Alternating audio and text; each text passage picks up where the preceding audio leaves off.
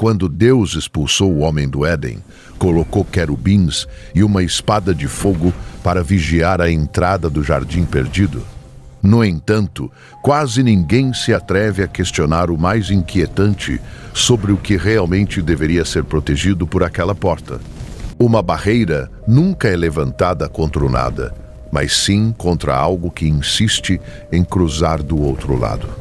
E se tudo o que te ensinaram sobre o Éden estivesse incompleto, ocultando o que realmente vivia fora de suas portas? Durante séculos, repetiu-se que, além do jardim, havia apenas terra vazia aguardando para ser habitada um dia. Entretanto, certos textos antigos descrevem uma realidade muito mais estranha do que podemos imaginar hoje. O livro de Enoque afirma que aquelas terras não estavam desertas, mas sim habitadas por seres não humanos.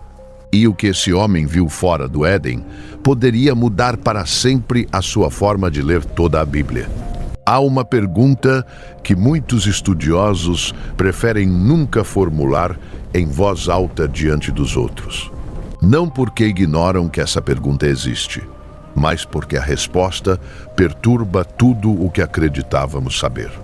A questão é simples e, ao mesmo tempo, abissal: o que realmente habitava fora do Jardim do Éden? Não dentro do Éden, mas fora, nas terras que se estendiam além daquelas portas vigiadas. Quando Deus expulsou Adão e Eva, a narrativa diz que colocou querubins ao oriente do jardim perdido. Ao lado deles, colocou uma espada de fogo que girava em todas as direções, guardando o caminho da vida. Gênesis afirma claramente que expulsou o homem e colocou guardiões para fechar o acesso à árvore da vida. Agora, aqui surge a dúvida que poucos se atrevem a sustentar ao ler esse trecho com verdadeira calma. Por que Deus precisaria de tal nível de proteção sobrenatural se fora não houvesse nada a temer? Uma espada de fogo, querubins, uma vigilância que nunca se detém. Isso não era um simples adorno divino. Era uma barreira, e as barreiras existem porque algo deve permanecer fora, ou algo deve ser contido. O livro de Enoque, um dos textos mais antigos e explosivos já escritos, oferece uma resposta aterradora. Enoque, bisavô de Noé e uma das figuras mais enigmáticas de toda a Escritura, recebeu algo único. Foi conduzido através de visões e viagens por terras que nenhum outro ser humano descreveu assim. E o que ele contemplou fora dos limites do Éden não era uma planície vazia, mas um território habitado. Habitado por seres que não eram humanos, criaturas que existiam muito antes do primeiro sopro de Adão. A Epístola de Judas cita Enoque diretamente, o que surpreende quem acreditava que esse livro era marginal. Lá se diz que Enoque, sétimo desde Adão, profetizou sobre o juízo que o Senhor traria com seus santos. O Novo Testamento reconhece Enoque como profeta, e isso obriga a levar suas palavras a sério. Seus testemunhos não eram fantasia. Foram considerados durante séculos como um testemunho realmente sagrado. Então, a pergunta retorna com mais força: quem eram essas criaturas e como realmente eram na aparência? E por que essa parte da história ficou sepultada sob séculos de uma teologia cuidadosamente seletiva? O livro de Enoque abre uma janela que durante muito tempo a igreja institucional tentou manter fechada. Mas os manuscritos do Mar Morto, descobertos em 1947, continham fragmentos do próprio livro de Enoque. Isso demonstrou que não era uma invenção medieval, mas um texto que já existia antes do tempo de Cristo. Foi preservado por comunidades inteiras que o consideravam sagrado ao lado da própria Torá hebraica. O que Enoque descreve nesses primeiros capítulos não é metáfora, mas um testemunho direto do que viu. E todo testemunho, por mais desconfortável que seja, exige que ao menos paremos um momento para ouvi-lo. O mundo anterior ao dilúvio não era uma simples cena pastoral de homens primitivos aprendendo a semear. Segundo Enoque, era uma paisagem espiritual complexa e aterradora, muito mais densa do que supomos. Um mundo onde a fronteira entre o divino, o humano e algo muito mais obscuro era perigosamente tênue. O capítulo 7º de Enoque descreve a descendência dos vigilantes, os filhos caídos que desceram. Eram criaturas de tamanho colossal, seres de fome e violência sobrenaturais que devoravam tudo. Mas muito antes de os nefilins nascerem, a terra já abrigava habitantes que Enoque chegou a encontrar. Seres situados em lugares concretos, atados a funções precisas, existindo em uma realidade paralela. Não eram demônios no sentido vulgar que usamos hoje. Eram algo estruturado e organizado. Tinha um propósito definido. Alguns eram guardiões, outros eram testemunhas, e alguns, avisa Enoque, caíram. A carta aos Hebreus pergunta se não são todos os anjos espíritos enviados para servir aos fiéis. Mas se alguns anjos decidem servir, isso implica que outros, por sua vez, escolheram nunca fazê-lo.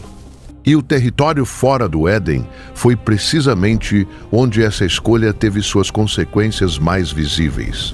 Aqui está o que estremece o leitor atento. Deus nunca afirmou que o mundo fora do Éden estivesse vazio. O que ele disse foi que a humanidade estava sendo retirada do Éden, e isso não significa o mesmo. O oriente do jardim era uma direção geográfica concreta. Os querubins guardavam uma porta específica, o que implica que o resto daquele mundo antigo nunca foi descrito como uma região desabitada. As florestas, as montanhas, os vales profundos, nada disso é apresentado como um espaço deserto. Enoque caminhou por aqueles lugares, viu com seus próprios olhos o que ali habitava e depois escreveu: se nunca te ensinaram isso, não estás sozinho. Milhões de crentes sinceros nunca ouviram seu nome em um sermão. E isso é extraordinário, porque Enoque foi levado ao céu sem morrer, algo raríssimo em toda a Escritura. Gênesis resume isso com uma sobriedade assustadora. Enoque andou com Deus e depois simplesmente desapareceu. Porque Deus o levou consigo, não foi sepultado, não foi chorado por ninguém, simplesmente foi arrebatado. E Deus não arrebata alguém para depois ignorar completamente tudo o que essa pessoa presenciou.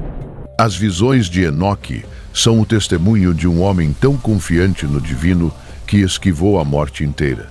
Suas palavras merecem muito mais do que o silêncio prolongado ao qual foram condenadas durante séculos. Para compreender o que Enoque viu fora do Éden, devemos primeiro entender quem ele era e por que Deus o escolheu. Enoque não foi sacerdote, não foi rei, não ostentou nenhum título religioso oficial naquele mundo tão primitivo. O que o distinguia era algo muito mais simples e, ao mesmo tempo, muito mais profundo. Ele caminhava junto a Deus. Gênesis conta que, após gerar Matusalém, Enoque andou fielmente com Deus durante 300 anos. 300 anos de comunhão íntima e ininterrupta com o divino, uma proximidade que quase não podemos conceber. Esse tipo de relação produz uma visão espiritual que a maioria de nós mal consegue imaginar. E foi por meio dessa visão que Enoque começou a perceber aquilo que os outros eram incapazes de contemplar. O livro dos vigilantes, dentro de Enoque, se abre com ele recebendo visões do que está além. Foi levado em espírito, e o texto sugere que às vezes também em corpo até os confins da terra. E em aqueles lugares remotos, encontrou criaturas que desafiavam toda a categoria conhecida do mundo antigo. A primeira coisa que Enoque descreve ao se aproximar daqueles territórios exteriores não é a escuridão, mas o fogo. Um fogo enorme e vivo que não consumia o que tocava, mas iluminava aquela paisagem sobrenatural. O texto narra como uma estrutura de cristal e chamas, cercada de fogo que era quente, mas não queimava. Isso não é uma metáfora poética. É a linguagem de um homem tentando descrever algo real com poucas palavras. Além daquelas chamas, no espaço intermediário entre o mundo conhecido e o divino, viu algo mais. Viu seres posicionados ali com um propósito. Não vagavam perdidos, mas estavam firmemente posicionados. Estavam como designados a territórios precisos da Terra, incluindo as regiões do Oriente do Éden. E aqui, o testemunho se torna profundamente concreto, quase cirúrgico em sua descrição daqueles seres. Enoque descreve certas criaturas que chama de vigilantes e distingue cuidadosamente entre dois linajes. Por um lado, os vigilantes que permaneceram fiéis, e por outro, os que decidiram descer e se corromper. Os fiéis eram descritos como altos e luminosos, com rostos semelhantes ao sol e olhos de saber antiquíssimo. Não falavam levianamente. Quando pronunciavam uma palavra, a própria terra parecia responder instantaneamente. O profeta Daniel faz referência a essa mesma classe de ser em uma de suas visões noturnas mais célebres. Lá relata que viu descer do céu um ser santo, um vigilante, enquanto estava reclinado em sua cama. Os vigilantes, portanto, não são exclusivos de Enoque. Aparecem também dentro da própria escritura canônica. São seres de supervisão divina, designados para velar sobre regiões específicas de toda a criação. E aqui surge a revelação que a maioria dos mestres prefere pular completamente sem explicação. Se os vigilantes fiéis velavam sobre a terra, então velavam sobre o Éden. Todo o território do mundo anterior ao dilúvio estava sob sua atenta e constante observação silenciosa, incluindo, é claro, quaisquer criaturas que habitassem as terras estendidas fora do jardim. O próprio Enoque afirma que o grande santo sairia de sua morada e o Deus eterno pisaria a terra criada. O divino nunca esteve confinado ao Éden. O divino se movia por toda a criação e seus testemunhos também. Então, que tipo de criaturas observavam aqueles testemunhos nas terras exteriores e remotas do mundo? As descrições de Enoque são densas e, em certos trechos, profundamente perturbadoras para o leitor. Fala de seres atados em vales, de criaturas enormes encadeadas sob a terra e de espíritos sem corpo, e de presenças posicionadas nos limites do mundo, criado desde antes do primeiro sopro humano sobre o solo. O livro dos Jubileus, relacionado a Enoque, e também encontrado em Qumran, acrescenta detalhes ainda mais precisos. Descreve como, na idade mais antiga do mundo, certos seres espirituais foram designados à Terra, não como inimigos no início, mas como supervisores que conviviam junto à humanidade recém-nascida. Alguns foram designados para ensinar, outros para guardar, e alguns, com o tempo, escolheram outro caminho. O livro de Jó oferece um vislumbre surpreendente dessa realidade oculta atrás da cortina do mundo visível. Conta que certo dia, os seres celestiais se apresentaram diante do Senhor, e entre eles veio também Satanás. O Senhor lhe perguntou de onde vinha, e ele respondeu que de percorrer a terra e andar de um lado para o outro. Percorrer a terra, ir e vir sobre ela, não é a descrição de um ser confinado a uma dimensão distante. É a descrição de um ser que se desloca pelo mundo físico, o mesmo que existia fora do Éden. O que Enoque nos entrega, então, não é uma mitologia. É algo muito mais concreto e inquietante. É um mapa espiritual do mundo anterior ao dilúvio, que nunca foi um cenário humano vazio. Era um reino povoado, habitado por seres de diferentes ordens, diferentes origens e diferentes lealdades. As criaturas fora do Éden eram reais, porque a arquitetura espiritual daquele mundo exigia sua presença. Um jardim protegido por querubins e espadas de fogo jamais poderia existir suspenso no vazio absoluto. Existe em contraste com algo. A luz só se torna visível quando é confrontada com a escuridão. Uma barreira só faz sentido quando algo realmente espera do outro lado para tentar cruzá-la. A Escritura promete que Deus ordenará a seus anjos que te guardem em todos e cada um de seus caminhos. Mas toda guarda implica uma ameaça. Ninguém protege outro do nada, mas de um perigo que espreita real. O mundo antigo era uma paisagem de autêntico perigo espiritual. E Enoque entrou nele com os olhos abertos. Caminhou guiado pela mão de Deus e retornou para nos contar exatamente tudo o que presenciou. O que trouxe consigo é um dos documentos espirituais mais extraordinários de toda a história humana. E as descrições precisas que deixou sobre essas criaturas exteriores são exatamente o que examinamos agora. O mais perturbador do que Enoque descreveu não é o tamanho colossal daquelas criaturas antiquíssimas. Não é também seu poder, nem seu fogo, nem a idade remota que carregavam desde antes da criação humana. O mais perturbador é até que ponto estavam organizados, porque uma criação caótica não deixa marca alguma. O que Enoque encontrou fora dos limites do Éden não era caos, mas uma verdadeira estrutura espiritual. Uma infraestrutura que já estava em seu lugar muito antes de Adão abrir os olhos dentro do jardim.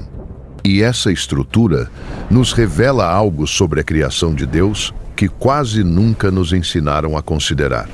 Os capítulos 17 a 19 descrevem uma viagem que não se assemelha a nada na literatura antiga. Enoque é levado até os confins da terra, a montanhas de fogo e a rios de escuridão insondável. Há lugares onde o tecido que separa o mundo visível do invisível se torna impossivelmente fino. E nesses locais contempla seres que cumprem funções, não vagam nem gritam, mas executam tarefas cósmicas. Uma das descrições mais impactantes é a dos espíritos dos anjos que se uniram a mulheres.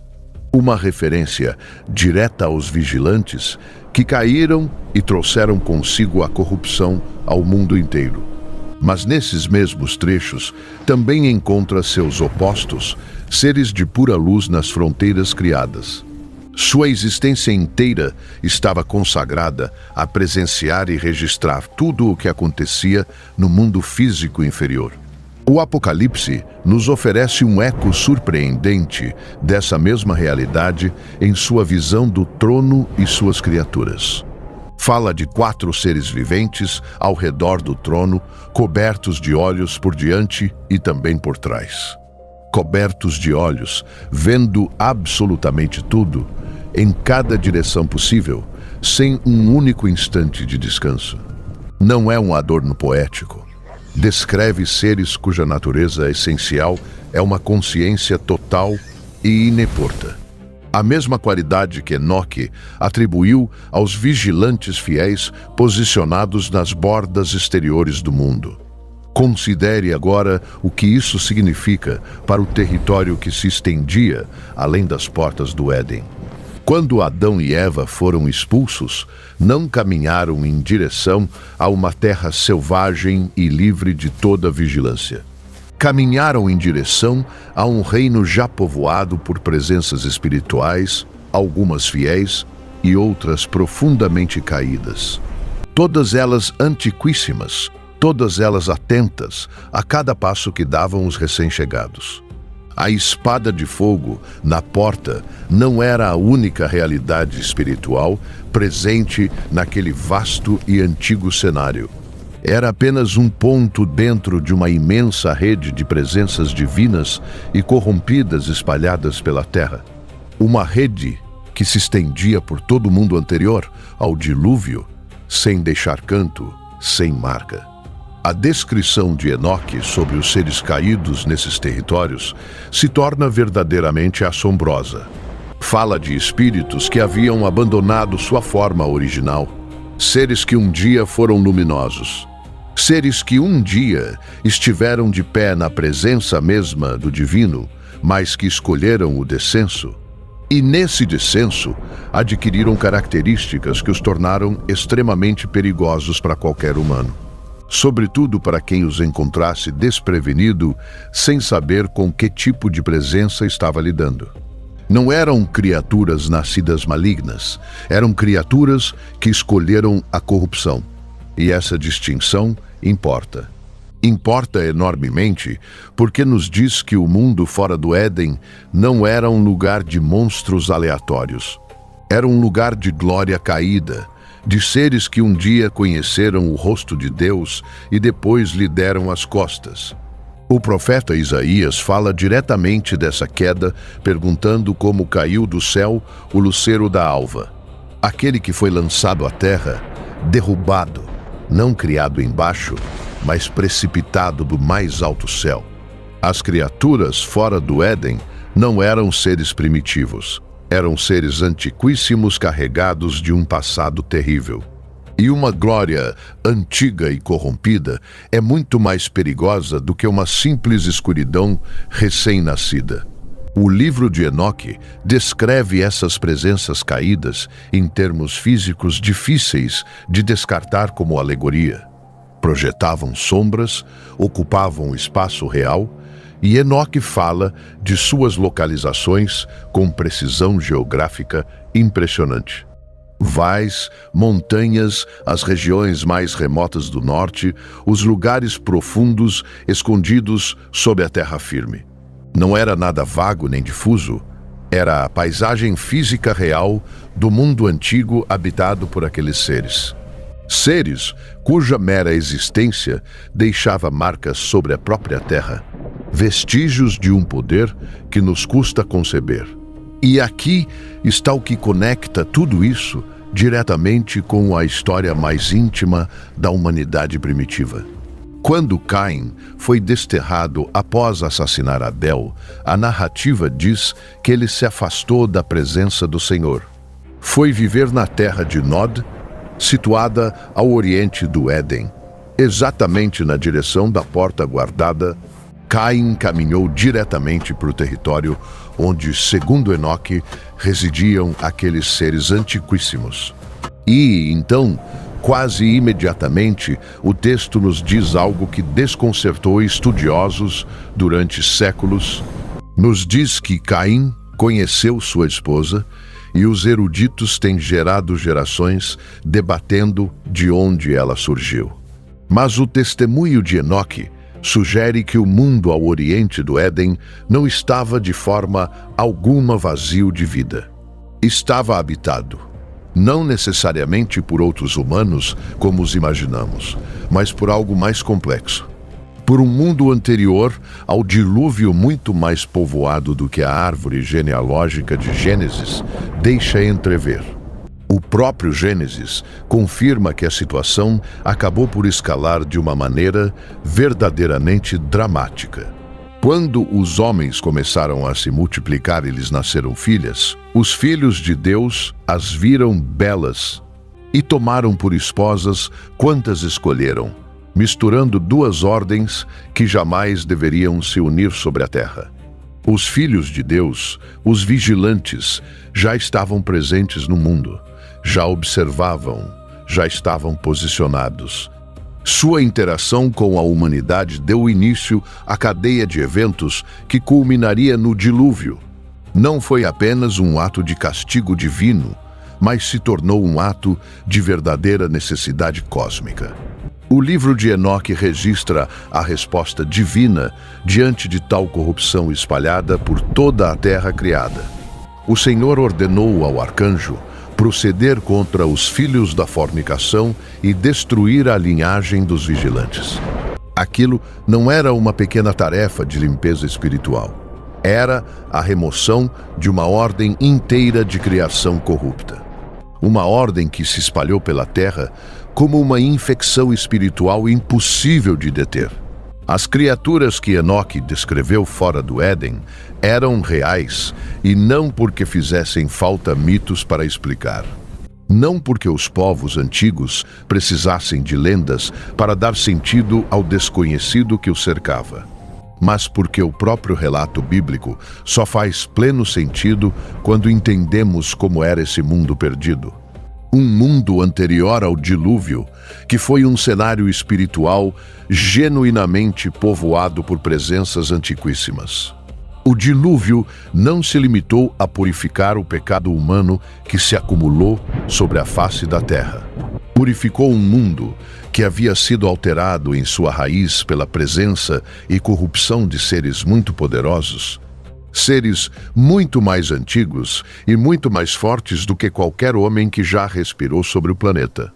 E, no entanto, em meio a tudo isso, Enoque caminhou por cada canto daquele mundo aterrador. Viu cada esquina daquela terra antiga e retornou vivo para nos entregar seu testemunho íntegro e exato. Sua mera sobrevivência é a prova de que a proteção divina é mais forte do que qualquer escuridão criada, mais forte do que qualquer sombra que alguma vez tenha espreitado do outro lado das portas seladas do Éden. Há um detalhe que quase todos ignoram ao ler como os vigilantes interagiram com os homens. O livro de Enoque afirma que aqueles seres não apenas desceram, mas ensinaram segredos proibidos.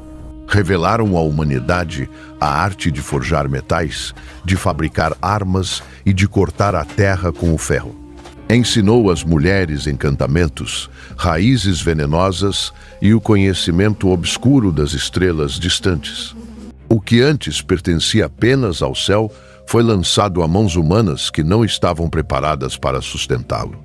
E assim o saber, que deveria elevar o homem, se tornou uma arma que acelerou sua própria corrupção.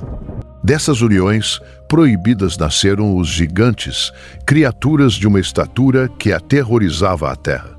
Sua fome era insaciável. Primeiro devoraram as colheitas, depois os rebanhos e, por fim, os próprios homens. Quando já nada restava para saciá-los, começaram a voltar-se uns contra os outros em uma violência desenfreada. O sangue derramado encharcou o solo, e o clamor da terra ferida começou a ascender até o próprio céu. Enoque relata que as almas dos mortos clamavam sem descanso, suplicando justiça diante do trono do Altíssimo. E aquele clamor não ficou sem resposta. Os arcanjos fiéis levaram a súplica diante da presença divina. Foi então que o céu decidiu intervir e pôr fim à ordem corrompida que devorava a criação. Mas antes do julgamento definitivo, a Enoque foi mostrado o destino reservado para os vigilantes que caíram.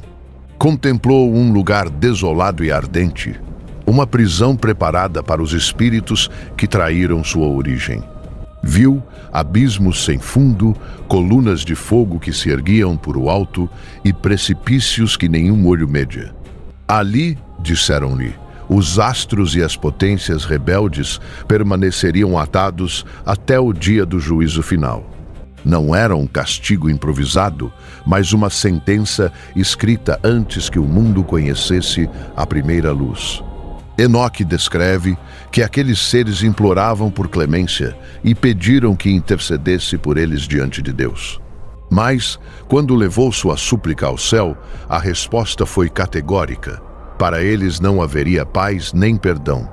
Haviam abandonado as alturas eternas por um instante de desejo. E o preço daquele descenso era irreversível. Esta é a advertência mais profunda que o testemunho de Enoque deixa gravada para todas as gerações futuras. Que até mesmo os seres mais luminosos podem cair quando escolhem o desejo acima do propósito que receberam. E que a fronteira entre a glória e a ruína não se mede em poder, mas na fidelidade sustentada no tempo. A paisagem que Enoque percorreu não era, portanto, apenas geografia. Era um mapa moral da alma de toda a criação. Cada montanha de fogo, cada vale encadeado, falava de uma escolha, de uma lealdade guardada ou traída. Por isso seu relato continua a inquietar. Não descreve monstros distantes, mas o eco de decisões eternas e graves. E por isso, a igreja primitiva temeu tanto esse texto, porque obriga a olhar de frente aquilo que preferimos não ver.